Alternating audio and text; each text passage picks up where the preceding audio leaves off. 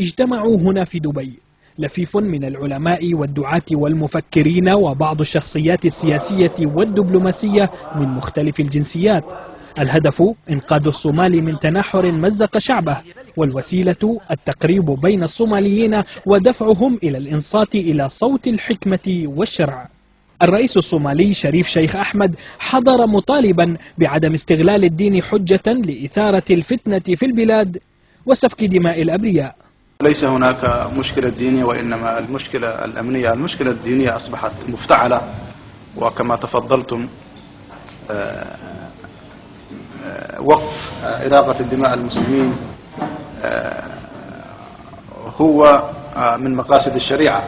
توصيات المؤتمر جاءت تحث على اللحمة ونبذ الخلاف والإيقاف الفوري لسفك الدماء، وحسب ما قال بعض من حضر فإن بوادر وفاق مع بعض الأطراف تلوح في الأفق.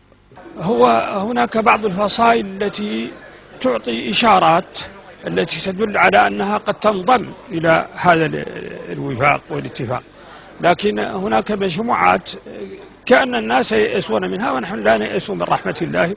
ومن خلال المؤتمر وجهت رسائل للشباب في الصومال تحثهم على عدم الاندفاع، كما حثتهم على التحلي بالعفو والتسامح. هم الآن محملين بأثقال سنوات من القتال وسنوات من نفسية الثأر، ولذلك هل يستطيعوا أن يغلبوا نفسية العفو، نفسية التسامح؟ إذا سمع أولئك الفرقاء هذه الكلمة من العلماء ومفهوم الجهاد في الإسلام وحرمة دماء المسلمين بعضهم إلى بعض، هذه الحرمة دماء المسلمين يعرفونها جميعا أنها يعني أشد حرمة يرتكبها المرء. رسائل وجهها العلماء والدعاة من هذه القاعة إلى الشباب الصومالي تهدف إلى إعادة اللحمة بين أبناء شعب مزقته الحروب وأضناه التناحر. الصومال صوت الحكمة والشرع، كان هذا شعار المؤتمر، فإن لم يلقى هذا الصوت صدى قريبا يحقن دماء الشعب فماذا تبقى للصومال ومن فيه؟ ويأمل من حضر الاجتماع أن تسفر هذه الجهود عن نتائج على أرض الواقع تعكس حقائق قد تبدو غائبة عن الكثيرين. محمود حمدان، الجزيرة، دبي.